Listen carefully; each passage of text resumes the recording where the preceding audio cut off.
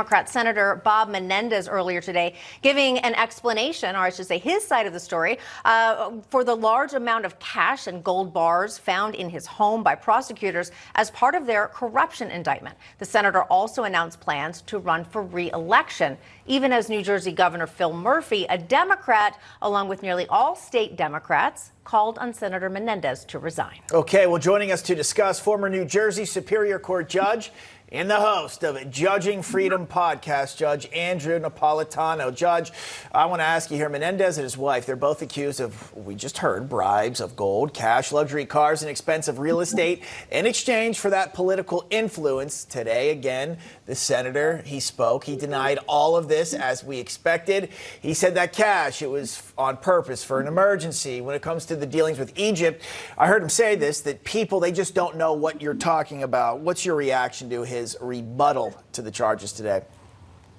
Well, I think he's going to have a difficult time getting a jury to understand why $500 in crisp $100 bills was hidden about the house, and also the origin of these 3 gold bars. On the other hand, the government does not have a slam dunk case here, Rob. The government has to prove that he exercised official government power in return for a bribe. So doing favors for people, passing information on to people, trying to get people together, trying to talk a prosecutor out of indicting someone, that is not the exercise of official government power. So if he took a bribe in order to vote a certain way on the floor of the Senate, that would be a classic example of a bribe. But his lawyers will argue that what he has been doing and is accused of doing is what all politicians did. It's the same argument he made in his prior case when the jury was hung on half the case and the judge threw the other half out and the Department of Justice decided not to re-prosecute. So he's willing to roll those same dice again.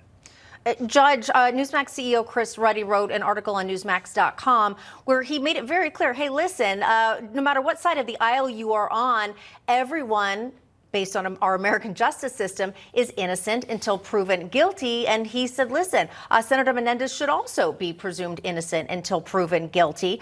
At this point in our justice system, it seems like there is more of an assumption of some sort of things that we can't trust as opposed to justice being served. How do we get back to actually heeding what the American justice system was all about, which again is innocent until proven guilty?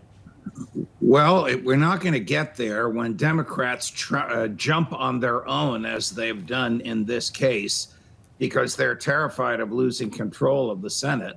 I mean, Bob Menendez, and I don't carry any water for him, neither does Chris Ruddy. I mean, we disagree with with Senator Menendez on just about every major issue. But as a human being charged by the DOJ, all the benefit of the doubt goes to him. He's innocent until proven guilty. I'll give you an example. Those pictures in the indictment that we all saw over the weekend of the dollar bills and the gold bars, the jury won't see them. Why not? Because that's not, there they are. That's not what it looked like when the FBI came to his house. Those are FBI display photographs put together by a graphic artist. They did the same thing to President Trump when they raided Mar-a-Lago.